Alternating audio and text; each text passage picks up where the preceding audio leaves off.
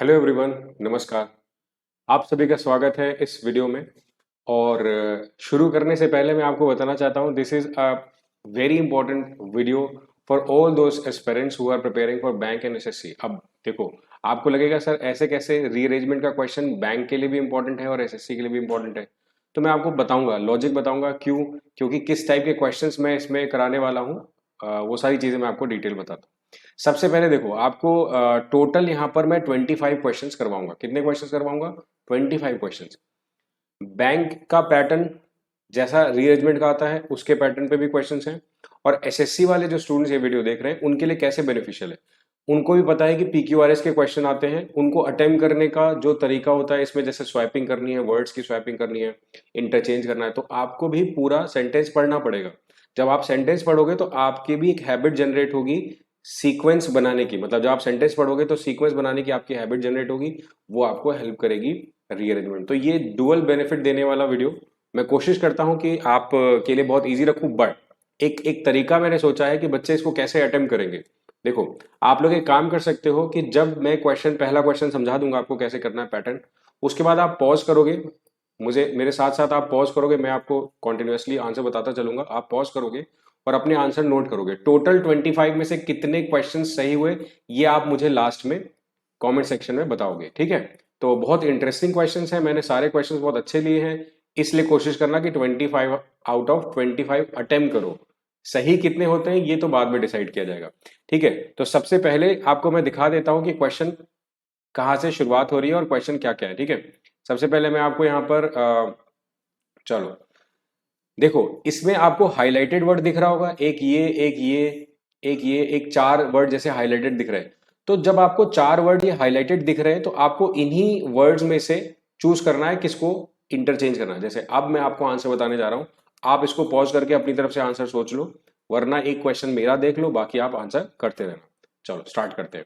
लिखा है on Tuesday we will have a party to celebrate Michelle's career triumph of being manager to general promoted.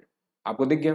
तो मैं इसमें क्या करूंगा, जो ये मैनेजर वर्ड है ना, इसको इंटरचेंज करके पढ़ के देखता हूं प्रमोटेड से। जैसे मैंने पढ़ा, मैंने पाया कि on Tuesday we will have a party to celebrate Michelle's career triumph of being promoted to general manager.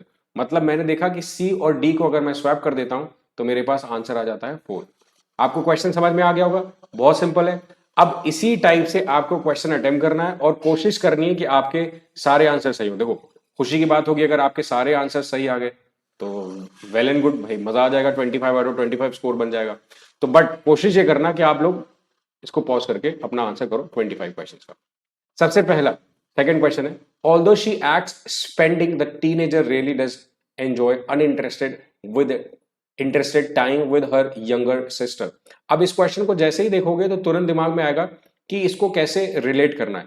तो मैं आपको बताता हूं, इसको रिलेट करना बहुत सिंपल है, आपने पॉज करके अपना आंसर लगा लिया होगा। जैसे आप देखोगे तो इसमें सी ऑप्शन को पढ़ो, सी ऑप्शन लिखा है अनइंटरेस्टेड, है ना? और सी ऑप्शन से आप रिलेट करके देखो बी ऑप्शन को। कैसे? ऑल्दो शी एक्ट्स अनइंटरेस्टेड, सी इधर आ गया, the teenager really does enjoy spending, enjoy के साथ क्या आ गया? आईएनजी फॉर्म आ गई, ठीक है? तो इसका मतलब कि हम लोगों ने कौन कौन से वर्ड चेंज कर दिए, इंटरचेंज कर दिए? बी और सी। कौन से ऑप्शन में? ये ऑप्शन है। आंसर आ गया, समझ आया? बढ़िया क्वेश्चन लगा। अब ट्राई करो, देखो, police were unruly to stop the saint drunks from throwing bottles at car passing. अब बहुत इजी है, जैसे ही आप पॉज करोगे तो आप रीड करने, आपको एक तो टाइम मिल जाएगा रीड करने का, उसके बाद तुरंत रीड करोगे, ए को पढ़ो, है ना? और उसके बाद आप जरा बी को भी पढ़ो। पुलिस वर सेंट होता है ना, तो पुलिस वर सेंट इधर आ जाएगा, मतलब बी और ए ऑप्शन किसमें? इंस्टेंट आंसर आया, इंस्टेंट, क्विकली आंसर भी आ जाएगा और एंजॉय भी करोगे, क्वेश्चन रीड करने में मजा आएगा आपको। लिखा है when gym did not get the justice he thought he vengeance in court he got his own deserved shooting। अब यहां पर चार ऑप्शन है, चारों में से आपको सेलेक्ट करना है। अब देखो यहां पर वेंजेंस मतलब बदला होता है ना? वेंजेंस मतलब बदला हो गया, या किसी को आप लड़ने जा रहे हो उससे बदला लेने के लिए। शूटिंग शूटिंग हो गया, जस्टिस न्याय हो गया, डिजर्व्ड हो गया। अब जैसे ही क्वेश्चन देखा आप लोग का आंसर तुरंत दिमाग में क्लिक कर गया होगा कि बी और सी को पढ़ के देखते हैं। कैसे लिखा है? ही डिजर्व्ड, अगर ही के बाद वर्ब लगा दोगे तो डिजर्व्ड आ जाएगा. When Jim did not get the justice he thought he deserved. What? He deserved in court. He got his own vengeance by shooting his attack. उसने अपना खुद बदला ले लिया शूट करके. तो आंसर हमारा आ गया. सिंपल है ना. फिफ्थ क्वेश्चन देखो. Several claimed came forward and inmates that they were victimized by unfair and abusive guards. अब कैसे लगाओगे? सिंपल क्वेश्चन है. देखो अगर रीड करोगे तो तुरंत दिखेगा कि सर ए को कुछ बी से अगर चेंज कर दे, जैसे सेवरल इनमेट्स, सेवरल के साथ प्लूरल नाउन आ जाएगा तो इनमेट्स आ गया. Several inmates came forward and claimed, जैसे ही क्लेम्ड लगा दोगे आपका लॉजिक भी क्लियर हो जाएगा. अच्छा यहां पर एक वर्ड है इनमेट्स, ये क्या होता है? जब किसी को मतलब प्रिजन में या कैद करके आप रख लेते हो ना, कोई ऐसा व्यक्ति है जिसको आप चाहे तो हॉस्पिटल या किसी प्रिजन कहीं पर भी कैद में करके रख लेते हो तो उसको इनमेट्स बोलते हैं. तो several inmates came forward and claimed that they were victimised by unfair and abusive guards, जो कि उनको परेशान कर रहे थे, उनको उनके साथ शोषण कर रहे थे. ये सेंटेंस हो गया. ऑप्शन कौन सा आ गया? A B. क्लियर है. अब देखो sixth question. The minister was not the pretended man he virtuous to be and was soon discharged from his position because of immoral behavior. तो आपको अंदाजा लग गया होगा कि किसको किसको स्वैप करने से आंसर आ जाएगा. बहुत सही अंदाजा लगा आपको कि ए और बी को स्वैप करने से आंसर आ जाएगा. The minister was not the virtuous man, क्योंकि वर्चुअस एडजेक्टिव है तो मैन के साथ आ जाएगा, isn't it? और प्रिटेंडेड किधर चला जाएगा? इधर चला जाएगा. तो आपका आंसर सिंपल बन जाएगा. The man was not virtuous, sorry, the minister was not the virtuous man, he pretended to be very he pretended to be, जैसा कि pretend कर रहा था, and was soon discharged, उसको डिस्चार्ज कर दिया गया. तो ए और बी हमारे पास कौन से ऑप्शन में? सिंपल. सेवेंथ क्वेश्चन ट्राई करते हैं. वल्नरेबल. वल्नरेबल इसमें अंडरलाइन नहीं हो पाया, वल्नरेबल भी अंडरलाइन है. Your child's computer usage because kids are quite monitor to online predators. अब क्वेश्चन को पढ़ते ही आपके दिमाग में आ गया होगा कि इसमें वल्नरेबिलिटी का मतलब होता है जो चीज बहुत आसानी से प्रभावित की जा सकती है, it can be easily affected. तो जब आप ए को यहां पर रीड करोगे तो आपको लगेगा सर मॉनिटर योर चाइल्ड होना चाहिए, क्योंकि मॉनिटर हम कंप्यूटर की स्क्रीन को भी बोलते हैं और किसी पर ध्यान देना, मतलब जब किसी को हम जब उसको समझाते हैं या क्लियर करते हैं कि भाई देखो क्लास में मॉनिटर वो क्या करता था, रूल करता था, डिसिप्लिन में रखता था, बताता था ये गलत है, ये करो, ऐसे करो. तो क्लास का मॉनिटर का काम होता था. तो ये आपको ध्यान रखना है क्या कि monitor your child's computer usage because kids are quite vulnerable to online predators. मतलब ए और सी को अगर इंटरचेंज करो तो आपका आंसर बन जाएगा. मुझे लगता है कि कुछ लोग बहुत जल्दी जल्दी आंसर दे रहे होंगे, तो देख सकते हैं कि अपने आंसर्स उनके कितनी जल्दी आ रहे हैं और कितने से. देखो एक्यूरेसी अगर 25 आउट ऑफ 25 है, बेस्ट है, फिर तो बेस्ट है. देखो we admire the way new devotion worked whole heartedly with full employ to our company. अब इस क्वेश्चन को जैसे ही तुमने देखा तो तुम्हारे दिमाग में तुरंत आया होगा बच्चों कि सर इसमें बी न्यू डिवोशन सही नहीं लग रहा है, क्योंकि आगे वर्कड लिखा है. मतलब हमने एडमायर किया the way the new employ, new के साथ क्या आना चाहिए? एम्प्लॉय आना चाहिए. मतलब बी और डी ऑप्शन में है हमारे पास. We admire the new employ, employ what? Employ worked पूरे दिल से, होल हार्टेडली पूरे दिल से, with full devotion to our company. Best है. अब आया if you have transpire one golf game then you have seen everything that will watched. Will के बाद वॉच्ड आएगा क्या? अब आधे से ज्यादा बच्चों का आंसर आ गया होगा. मैं आपको बता देता हूं कि ए को अगर सी से, इधर गया, सी इधर है, ये वाला ए और सी को अगर इंटरचेंज कर दे तो आंसर बन जाएगा. इफ यू हैव वॉच्ड, क्योंकि हैव के साथ थर्ड फॉर्म आ जाएगी, हैव के साथ थर्ड फॉर्म आ जाएगी. If you have watched one golf game then you have seen everything that will transpire in every. अब यहां पर जो वर्ड ट्रांसपायर है ना, वो रिवील करने का सेंस देता है. क्या सेंस देता है यहां पर मैं लिख देता हूं, रिवील. रिवील मतलब होता है उजागर. ठीक है. वैसे मीनिंग्स बहुत सिंपल है, इसलिए कोई दिक्कत नहीं आएगी आपको करने में. तो इसका आंसर बहुत सिंपल था, ए और सी को रिप्लेस किया, आंसर आ गया. अब 10th क्वेश्चन की तरफ बढ़ते हैं. Power utilities and energy companies are turning to public power trading on account of better prices and deliver efficiency in increased schedules. मतलब अब इस क्वेश्चन को अगर आप देखोगे तो इसमें 3 ऑप्शन दिख रहे होंगे आपको, यहां पर देखो 3 ऑप्शन करके दिख रहे होंगे, मतलब 3 को आपको रिप्लेस करना। क्वेश्चन में थोड़ा टैक्टिक बढ़ गई। मतलब बताऊं कैसे, एक क्वेश्चन करके बताता हूँ। देखो इसमें अगर सबसे पहले कंपनीज आर के बाद टर्निंग आएगा कि नहीं आएगा, आपको सोच मतलब कंफर्म कर लेना। तो हाँ, कंपनीज आर डिलीवरी इंक्रीज तो आएगा नहीं, तो कंपनीज आर टर्निंग आ जाएगा।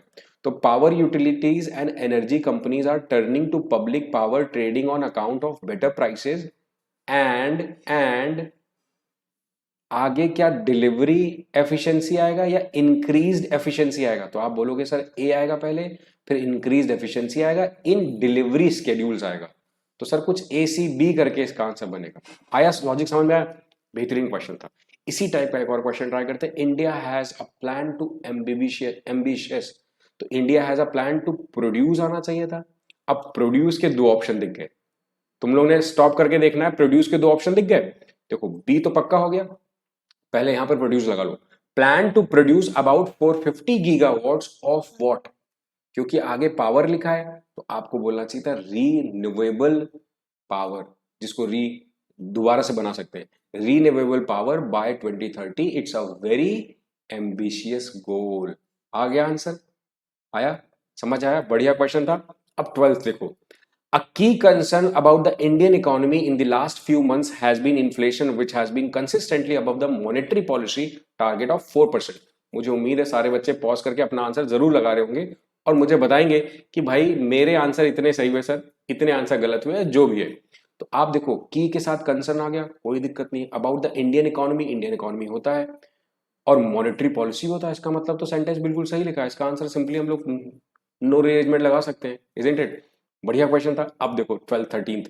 India is pinning its hope on agricultural recover. Agricultural recover या सेक्टर? तो आपको 4 ऑप्शन मिल रहे हैं और मजा भी उतना ही बढ़ रहा होगा कि सर इसमें ए को सी से रिप्लेस करो, क्योंकि इंडिया इज, एक सेकेंड, ए को सी से रिप्लेस नहीं करो, ए को ए ही रखो। इंडिया इज पिनिंग मतलब सी ऑप्शन में A, India is pinning its hope on agriculture sector, यहां पर सेक्टर आएगा तो सी लगा दिया मैंने सेकंड पर। और to help the economy recover, फिर मैं बी लगा देता हूं, आफ्टर इज वर्स्ट रिसेशन, उसके बाद मैं डी लगा देता हूं। बढ़िया है, आंसर आ गया। समझ आया? 14 ट्राई करो। India continues to make every what effort ensuring development, क्या बोलोगे? India continues to do what? India continues, पहले देखो सबसे काम करते हैं, इसमें काम करते हैं, सी को पहले लिखते हैं। सी पहले लिखा तो ओ, सी के बाद तो सिर्फ एक ही ऑप्शन है बेटा, तो इसका मतलब फिर तो बिना सोचे समझे आंसर लगा देना चाहिए था कि India continues to make every effort. Every के बाद तो एफर्ट आना चाहिए ना, तो बस सीधा जवाब था एफर्ट। यहां पर आया, जैसे आया आपने देखा एफर्ट के बाद यहां पर आ जाएगा इन एंश्योरिंग सस्टेनेबल डेवलपमेंट। सी में क्या आएगा? डेवलपमेंट। तो बी ऑप्शन देखो सी की जगह चला गया और डी ऑप्शन इट्स सिटीजन सही था। अब आया 15th question. Inadequate access to water for stress purposes, physical और psychological distance on account of fetching water from a sanitation also leads to an increase in rate of preterm birth। अब ये question लगाते time आपके दिमाग में चल रहा होगा कि किसको रिप्लेस किया जाए।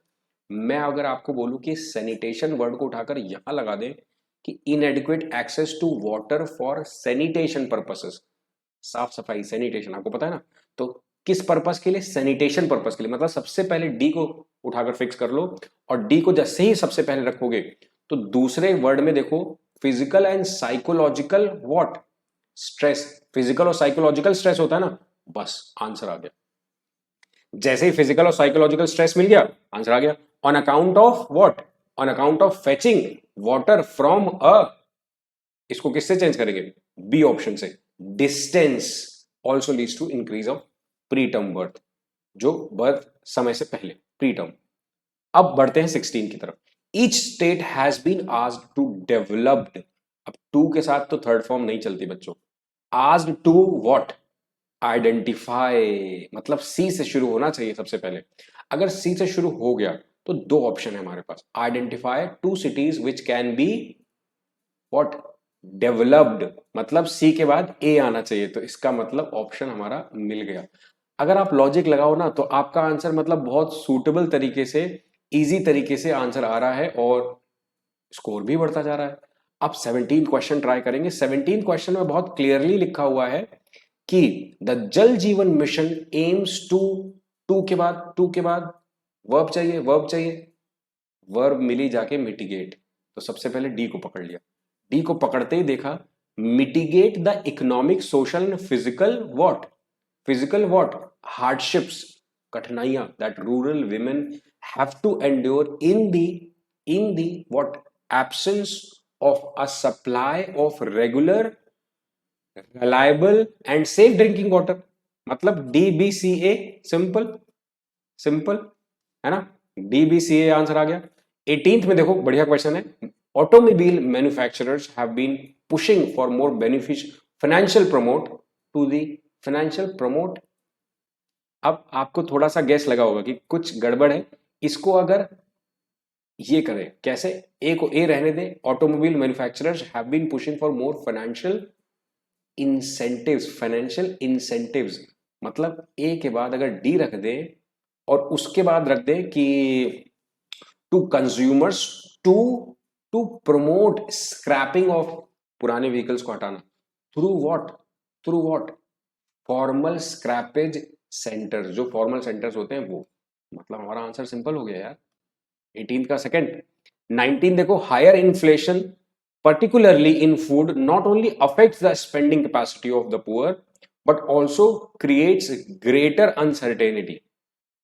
अब क्या लगता है किससे हम लोग ज्यादा रिलेट कर सकते हैं?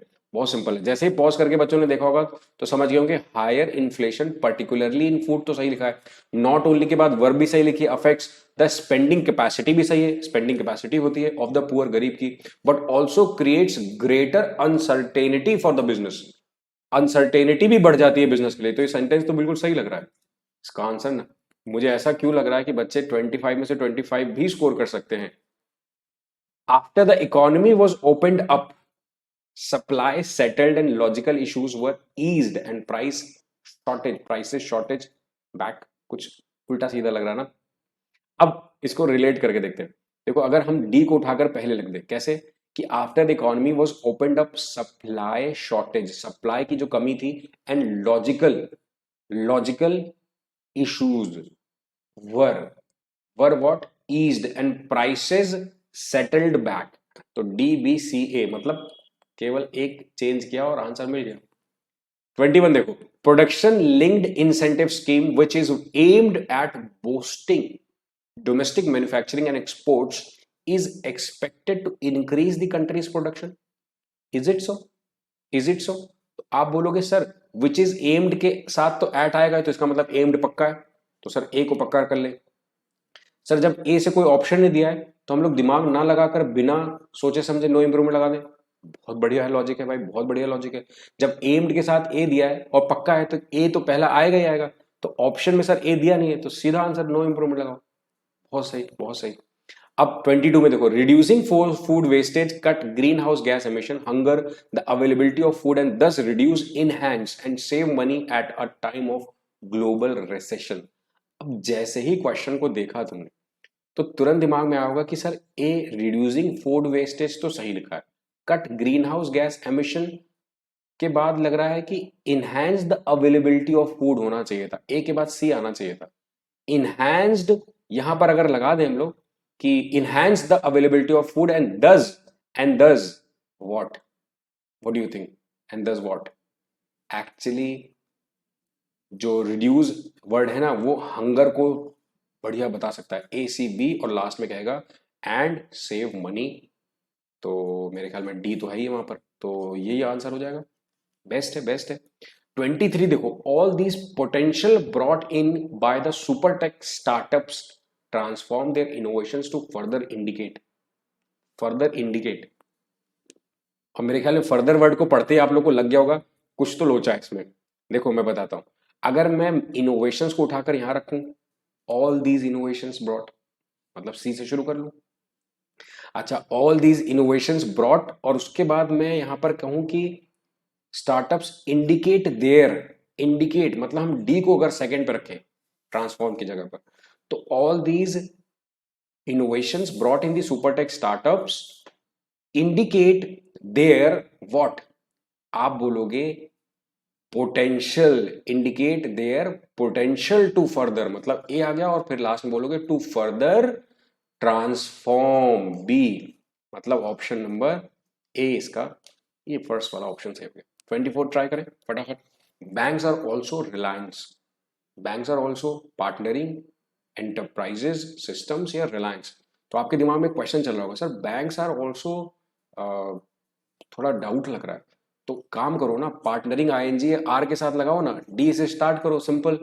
बैंक्स आर ऑल्सो लिखा है, banks are also partnering with super tech enterprises to operate lower cost and alleviate the reliance on dependency, reliance का मतलब डिपेंडेंसी होता है ना, ऑन लेगेसी, और लास्ट में लगा दो सिस्टम्स, मतलब ऑप्शन कहां पे, fourth, correct. Last question try करो और उम्मीद करता हूं आज 25 में से 25 स्कोर कर लिया, कुछ गलत हुए होंगे ऊपर नीचे, बट फिर भी ईमानदारी से बताना कितने सही के। An organisation that is achieving as a means of objectives defined establish has been referred to as a formal organisation. तो देखो भाई इस क्वेश्चन में एक चीज तो पक्की है, इस क्वेश्चन में सी को उठाकर यहां रखना पड़ेगा। An organisation that is established, इसके बाद थर्ड फॉर्म आती है ना पैसिव में, पता ही है, तो इसका मतलब हम लोग सी से शुरू करेंगे और सी से शुरू करते हमें एक ऑप्शन मिल गया, बाकी सोचने की जरूरत ही नहीं पड़ी। तो बच्चों बताओ, ये बढ़िया प्रैक्टिस क्विज थी, अच्छी क्विज थी, आई होप कि आपको मजा आया ऐसे क्वेश्चन करके। ये दोनों तरह के स्टूडेंट्स को टारगेट करने के लिए है कि आपको बेनिफिट मिले, डुअल बेनिफिट मिले। इसी टाइप की क्विज के क्वेश्चंस 25 फॉर्म में, चाहे वो फ्रेज पे रिलेटेड हो, इडियम्स पे रिलेटेड हो, तो मैं आपको प्रोवाइड करता रहूंगा, जो आप बीच बीच में प्रैक्टिस करते जाओ। बाकी जो हम लोग की क्लासेस चल रही है वो तो रेगुलर चलेंगी। उम्मीद करता हूं आपको ये भी वीडियो अच्छा लगा, और आप अपने कमेंट सेक्शन में मार्क्स जरूर बताना, क्योंकि मुझे उम्मीद है कि 25 में से 25 आएंगे। Thank you so much for watching, bye bye and take care.